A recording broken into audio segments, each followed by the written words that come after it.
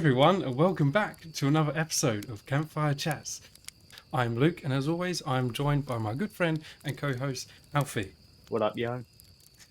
We won't be needing these anymore, so let's get into it. Obviously, this is a horror podcast, so let's get down to the roots about horror, shall we? Why do we even enjoy horror in the first place? Why do you think we like being scared so much? Why do we do this to ourselves? I guess some people have their thing. Some people like doing skydiving, which I will never do for that. I'll watch any horror film. Call me a bitch. Call me what you want. I don't do heights. You want to do heights? You do you. Never doing heights. So I guess it's kind of a way of experiencing fears in a almost safe environment. Because obviously, if you're scared of, let's just say you're scared of spiders, like I do know people that are scared of spiders, and so much to the point they won't even watch films with an im. But let's just say you want to not force yourself to experience the fear, but it's a realm where you have no worries of the spider jumping out of the screen at you. Like, don't get me wrong, if that ever happens, that's could be watching. I love to see the reaction. Don't get me wrong, but there's not that risk. Obviously, film is a medium at the minute anyway. It's purely sight based. Obviously, you go down to the cinema. They can add other senses, but it's purely sight. Whereas if you're in a room with a spider and that's all of your senses. Like, that thing could touch me. I don't know what spider smells like, and that's someone who's been around them. But you see what I mean? It's like it's too much in a way. Whereas horror gives you that, like, all right, you don't want to interact with that, fine, but we can offer you a safe method by which you do not have to. Even like the supernatural, like I don't like testing supernatural, so even watching some supernatural films I refuse myself, to be honest. Why do you think supernatural and paranormal stuff scares me and you so much? So in my opinion of fear, there's three main types of fear. There's the fear of the natural, so that's like fear of spiders, bears, lions, that kind of crap. That's the fear of the supernatural, so your ghosts, your vampires, that. And then there's the fear of the unknown. I don't think it's so much the fear of the supernatural per se that scares me and you.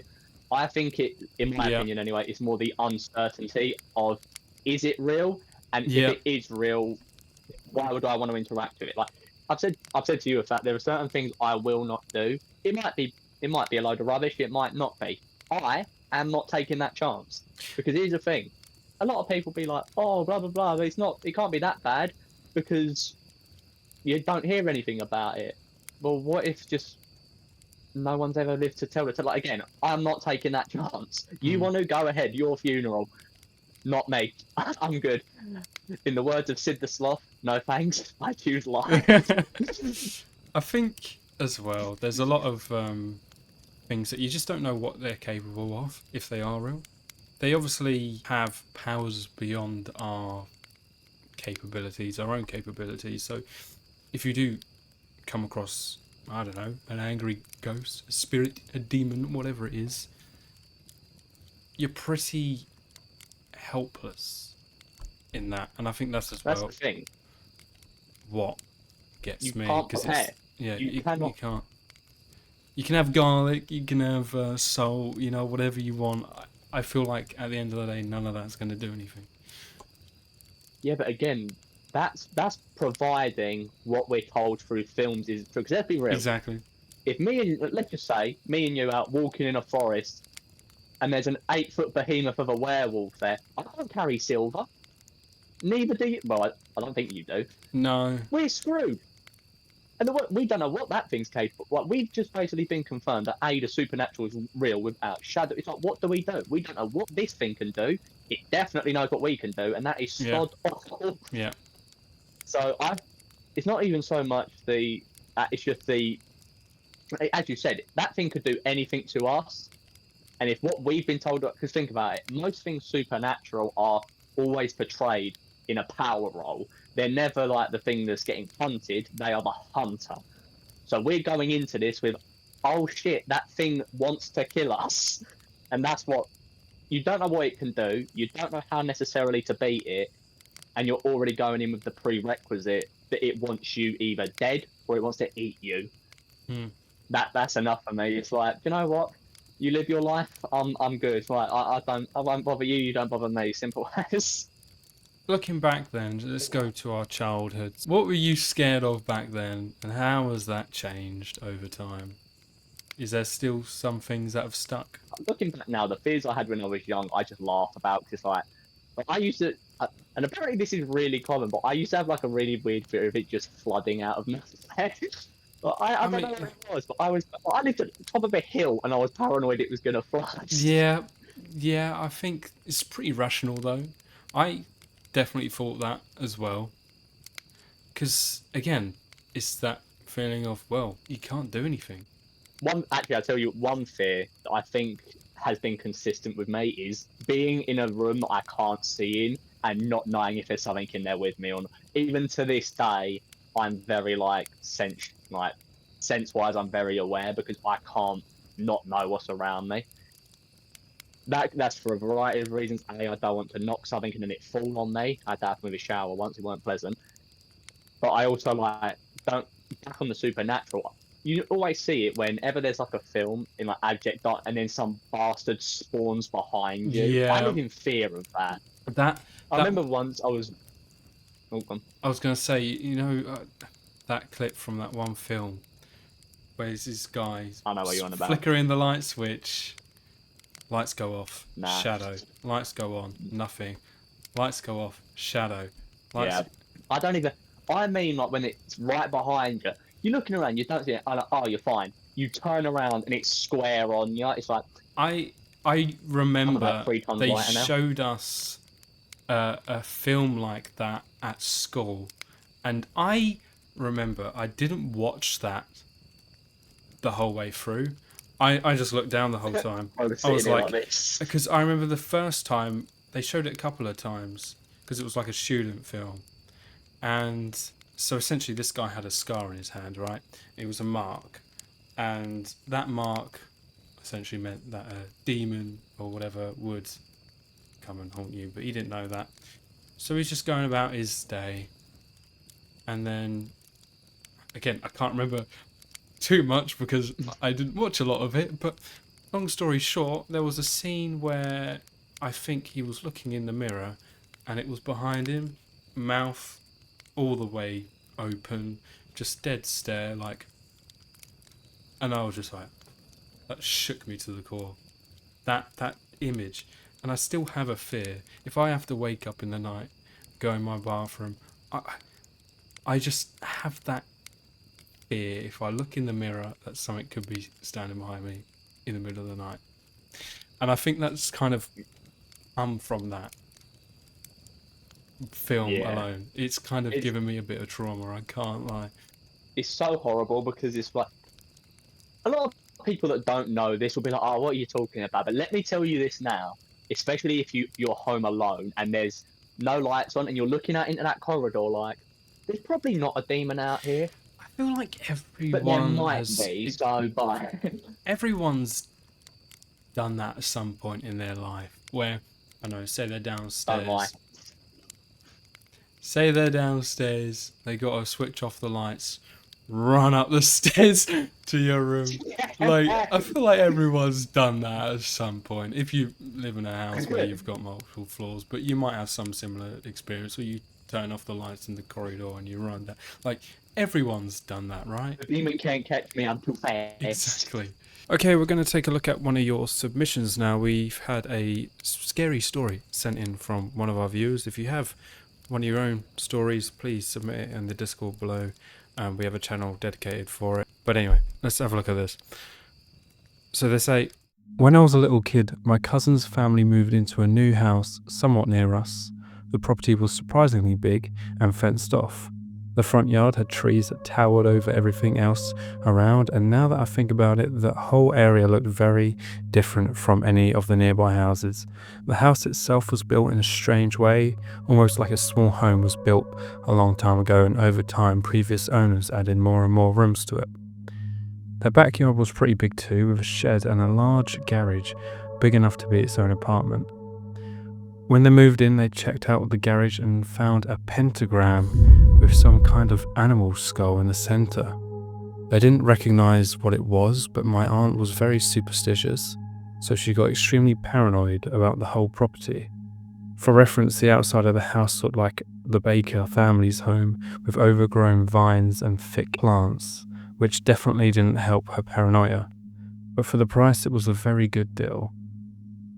The interior was usual L-shaped layout, but the kitchen expanded into a big dining room with an absurdly high ceiling. In that room, there were 2 doors, one leading to the backyard and one leading to another bedroom. That bedroom had a bathroom and was fairly large, not quite a master bedroom, but almost. The whole area felt like it was added on much later. Inside that room was another door that led to a smaller bedroom, which always felt out of place. My cousin told me most people didn't like going in there because it felt creepy, so it was mostly used for storage. I remember one time we went into the small room and opened the closet, and a doll fell forward.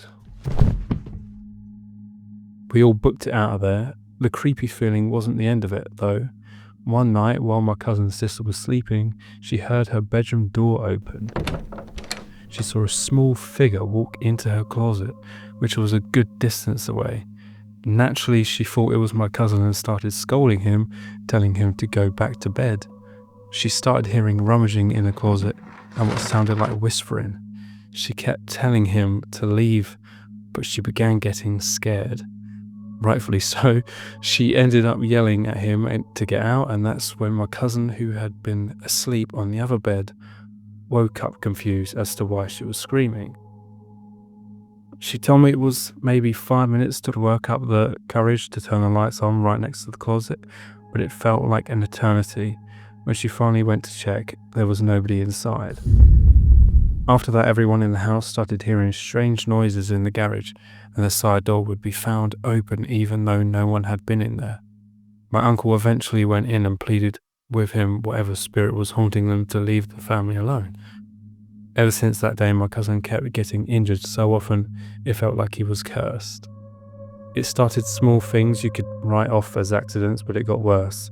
It really felt like he brought calamity with him. I remember at another relative's house, we were all playing basketball when the hoops somehow came off balance and landed on top of him. He constantly got into freak accidents, and he even fell into the Trinity River once. He nearly died that day. But thankfully, my other uncle, who couldn't swim at all, managed to pull him out. Honestly, it was a miracle. Eventually, my uncle hired someone to exorcise the spirit from their home, and since then, I haven't heard of anything strange happening. One last thing I remember, every time my cousin and I would sleep over at that house, we'd have nightmares. That can probably be explained by one of us being scared, but to this day, I still get nightmares about that small bedroom. Ones that end with me waking up in a cold sweat.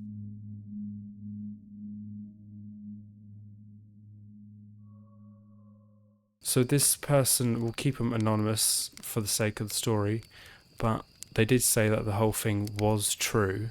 So, Alfie, what do you think of all that? I'm a very there's an explanation behind everything kind of guy. Certain things I could easily chalk up something to explain, but I don't know, because it's obviously, again, demonic imagery, even because pentagrams are often used for summoning. I'm not gonna act like I know a lot. I Yeah, haven't dabbled in this, but no. they're often used as summoning things. So again, I don't. Everything else aside, just finding that alone is already creepy enough. So to have everything else happen along with it, it's definitely, of course, going to Yeah, raise but alarm in bells. many ways, that could even just seeing it can make you make contact. Let's just say you'd never found that, and then all that stuff just started happening. You'd think, oh Christ, I'm Yeah, having a really bad week this week. yeah, bad Whereas luck. obviously you've seen that, and now you're kind of is it connect? So I don't know, right? Obviously, I don't have the answers, but I do feel obviously certain things are going to lead certain people to be more oh yeah, that's supernatural. Whereas, don't get me wrong, if a chair suddenly just floated in the air, all right, that's undeniable. But Mm. all the other things, it's plausible they could happen regardless. I don't know. Again, for it to be if you was to tell me that, because obviously pentagrams are associated with demons. We're not just talking spirits; we're talking demons. Mm. So, and obviously normally they have malicious intent. Because even seeing a figure what like if it's pitch black, which I'm assuming it is, Mm. you see things in the dark. So I don't know. I'm much more skeptical of like, is it or isn't it? Like, But they heard rummaging and whispering in the closet that after they saw something walk in there.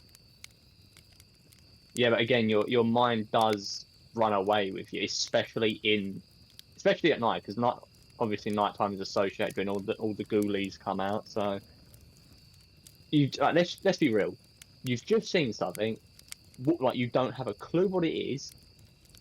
You think you've just seen something walk into your brain's going to go amok. Like you're probably panicking. The adrenaline Mm. shooting through your body as a result of the panic is going to make you more susceptible to thinking you're hearing things that you ain't. Like everyone makes rash decisions on adrenaline. So I'm not going to act like I'm a psychologist. I don't know, but I'm assuming that in a heightened state of panic, you're more likely to believe stuff that maybe wasn't actually happening. Especially, was an age given?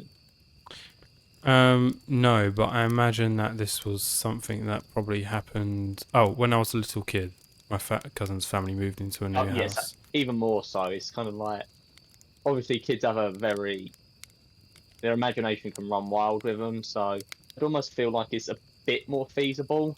It was an actual haunting, because again, I'm not saying hauntings don't happen. Again, I don't know, but I feel like a kid is much more likely to, especially in a high panic situation where they believe they've just seen something, they are more likely to kind of run with, oh God, that's bad, instead of an adult who would probably go, what the hell was that? And then actually go and investigate, whereas a kid would more likely act out fear. But if that was the case, then and it was just the kids running away, having an imagination, what about the adults? Because he said that his uncle hired an exorcist to exorcise the spirit from their house, and then nothing happened But as since. I say, that comes down to, I think that's very much, that can also be explained. Like, again, they've seen a demonic emblem with a ritual sacrifice potentially skull in it, so that's obviously going to make anyone. Like, I'm fairly rational minded, but if I saw one of them out in my garden, yeah, I'm going to panic, because it's Yeah, like, probably don't want to take chances. why the hell is, and more still, it's psychological, because think about it. Everyone knows if you want to deal with a haunting or a possession, who do you call? Don't you dare say the Ghostbusters. Ghostbusters. Uh, God, you gave me the opportunity. I had to go for it. you call someone who you call an exorcist. So that's a specialist. Like, of course, you're going to think that they know what they're doing. So when they come up to you and say, "I've exorcised the place, it's all clear," you're more likely to be like, "Oh, thank God, it's over." You know what would be interesting, actually, getting someone on. So we had the idea of getting a paranormal investigator on, but what about an exorcist? Because I feel like that's completely different from someone who's just an expert in the paranormal, right? Well, yeah, paranormal isn't, because an exorcist deals with demons explicitly, like possession and crap. So whereas supernatural can range from just like, I don't know, your furniture floating in the air. So I feel like an exorcist, because there are some bad horror stories of exorcisms. I don't really like engaging with it, to be quite honest. I don't really like tempting fate's hand, but I have seen some exorcism stories that even kind of made me go, well, I ain't finishing that one. Yeah, yeah. I feel like there's probably not that many people that do that as a career, though. Surely that's a You would actually be, dying. if you look into, if memory serves, I'm pretty sure there is I think it's the Catholic Church, but they have like a whole department of exorcists. I'm not too sure on that. Right. Let me know, but I'm pretty sure they have like a head exorcist. It's either like something they used to have, but not. I don't know. There is actually a film based on, I believe, a real exorcism. I can't remember the name, but it was very and I remember sitting there watching it, thinking, if this is based on a true story, this dude must have needed so much therapy after this. Wasn't there a case back in like was it the 60s or the 70s or maybe even the 80s where there was a family home and it became super like famous story and there was like one of the daughters got possessed essentially Yeah, and there was photographs and stuff, but then I don't know whether it's been debunked as fake, but there are pictures of what happened, and there were lots of stories about it. It was huge news when it all was all going on back in the time. And The there's been thing loads of is, videos on it. So our understanding of how the human mind worked was not as obviously we've got a lot to learn still, but it's not as pristine as it was now. But like, especially in like the 70s and even the 60s, our understanding of the human psychology probably led to a few people being exercised who really didn't need it. yeah, As I say, I couldn't name an example, so that's just me throwing things into the air. back onto the story then. What do you think? You reckon it's probably all just misunderstanding, maybe convincing that it's something else? I'm gonna say no, because whilst I am sitting here and saying like, oh, I prefer evidence, but I also understand that there are some things that you, especially involving supernatural, you probably can't produce evidence for. So, am I going to sit here and say, oh no, that definitely didn't? Like, no, it could have happened. But am I going to just believe it? No. Like, again, I know that's a non-answer. Like, oh, little bit yes, little bit no. But these are things that we like. If it is real, we would never be able to comprehend. I definitely think Because there's again, elements that can be pretty persuading. I mean, just the house itself, it does sound like it's very old and that it's been around for some time, and the whole thing where it looks like it was originally just a small property and they've built loads onto it. And then you've also got, again, the pentagram. So a lot of things combined about the history of the house itself. It can lead to events like this occurring if it's do got a lot of we history know behind the it. date? If this happened No like 60 odd dates. years ago, I'm more likely to believe it. I If mean, it's happened recently, I'm much more hesitant I mean, because cameras, like, again, this was probably 15 years ago, we'll say. even still, there was still recording. But then, I say But is that that always your phones first 15 years instinct? And ago, like also, bricks. if you're a young kid, you're not going to have a phone. Back then, Yeah, but when you also said the parents knew about it as well. again, we're talking about If you 15 could years prove ago, that, where cameras on phones weren't actually too common. because think about it, if someone's coming to your house to deal with it, surely you want something you can hand to them and go, right, this is the shit I'm dealing with. Can you get it? So, whereas in the 60s, obviously, you had no way to doc, so it'd be a lot more like, oh yeah, well, shit probably went on that no one could really prove. But even well, even 20 odd years ago, so damn, even 20 odd years ago, there were still like basic cameras that I feel like an adult, like any rational adult, would kind of go like, all right, we need to take this in. Like, if we're going to get someone over, we need to like, because obviously, imagine. Let me ask you this: if someone was to come up to you, just ran, you'd never met them, you was in the old exorcism business, and someone just said, "Oh yeah, I think I'm possessed." Obviously, if you, because chances are you work for some kind of religious body, you would want like. Again, it's very hard to talk about considering I don't know I any of the don't, I processes. don't Like, think it's there that might be a list easy. of things that they do. I don't think it's that easy because a lot of these events, they obviously happen spontaneously. So you can't just be like, oh, let me quickly whip out my camera, because by the time you do that, it might already be over and you've missed your chance. A lot of the time it's happens and you don't have the chance to get it on video. I mean, if you have a security camera, maybe, if it's always rolling. But a lot of these events you just have to take as at face value. It would be easier to kind of, like if we knew the process of how an exorcism actually worked, because there might be telltale signs that they like common occurrences in possessions where they're like, "Oh, what's that? You think you see a shadowy figure? Yeah, that's one of them. Oh, you hear noises to it. Oh, yeah, that's another one. That could totally." And they hit the third one, and they're like, "Yeah, we should probably look into this." I mean, But as I say, I have zero knowledge of how exorcisms work, so mm, I mean, the thing is, it's not like just a couple of things happen, though. There's a lot that leads to it.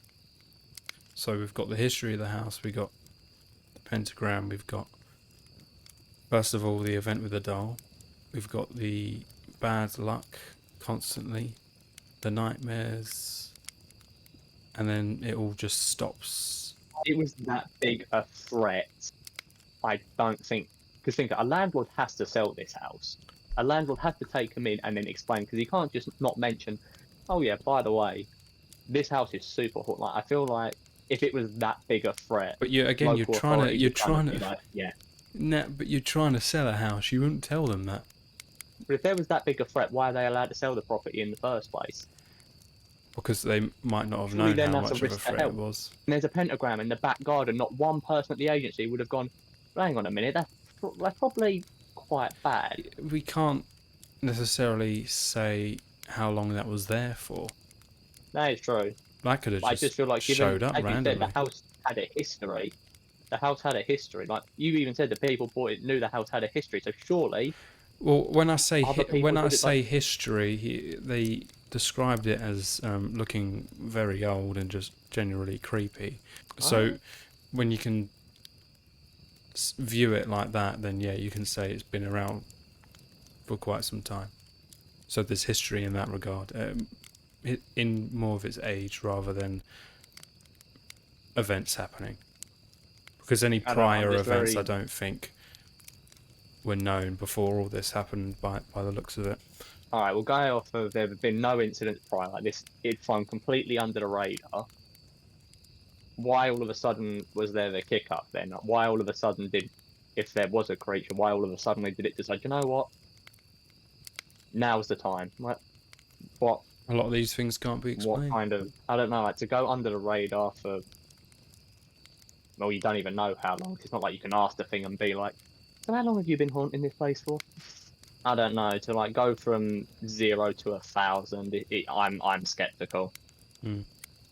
Okay. But yeah, so our final verdict then is that, well, first of all, it's a really interesting story, and there's a lot of things that would definitely,